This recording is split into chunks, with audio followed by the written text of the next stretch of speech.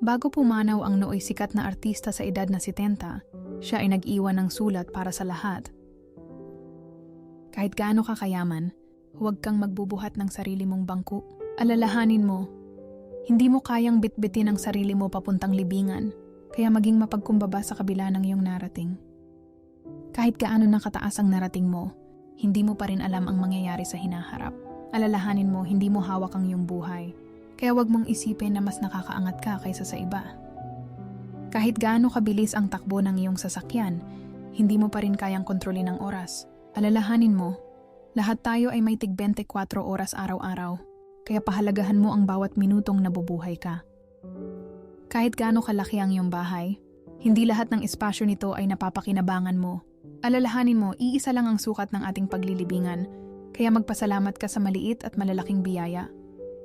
Kahit gaano karami ang pumupuri sa iyong ganda, huwag kang masyadong maginarte, kumukulubot din ang iyong balat. Alalahanin mo, mas dinadayo ng turista ang mga unggoy at gorilya. Kaya huwag kang mahuhumaling sa pagpapaganda ng iyong itsura. Kahit gaano ka kasikat, hindi mo madadala ang palakpak ng tao sa kabilang buhay. Alalahanin mo, kapag pumanaw ka, hindi na mahalaga kung ilang milyon ang tagahanga mo. Ang mas mahalaga ay kung ilang tao ang iyong natulungan at napasaya. Kahit gaano karami ang ari-arian mo, hindi mo ito maisasama sa iyong huling hantungan. Alalahanin mo, sa dulo ng lahat, pangalan mo lang ang nakaukit sa lapida mo, kaya huwag mong ibuhos ang buhay sa material na bagay. Mas mahalaga ang pagmamahal at kabutihan. Kahit gaano ka katalino, hindi mo pa rin kayang unawain ang lahat ng bagay sa mundo. Alalahanin mo, may mga tanong sa buhay na walang sagot, at may mga pangyayari na hindi mo kayang kontrolin, kaya matuto kang maging mapagpakumbaba. At huwag isiping ikaw lang ang laging tama. Kahit gaano kadami ang iyong kaibigan, darating ang panahon na iiwan ka rin nila. Alalahanin mo, sa oras ng iyong kahinaan at pagdadalamhati, tanging tunay na pagmamahal at pananampalataya ang masasandalan mo. Kaya pahalagahan mo ang mga taong nagmamahal sa iyo nang walang hinihintay na kapalit. Kahit gaano kakaabala, hindi mo dapat kalimutan ang iyong pamilya.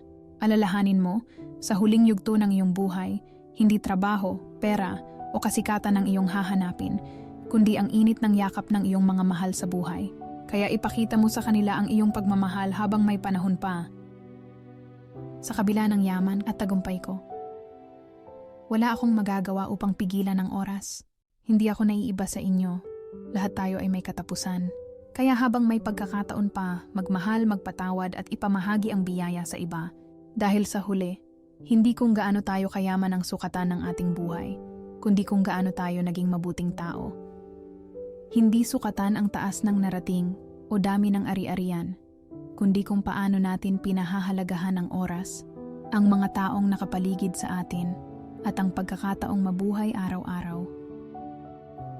Sa dulo, lahat tayo ay may parehong hantungan, kaya't piliin nating maging mabuti, matuto mula sa buhay, at patuloy na magsikap ng may puso at pagpapakumbaba.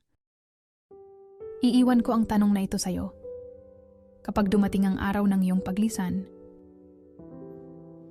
paano ka kaya maaalala ng ibang tao?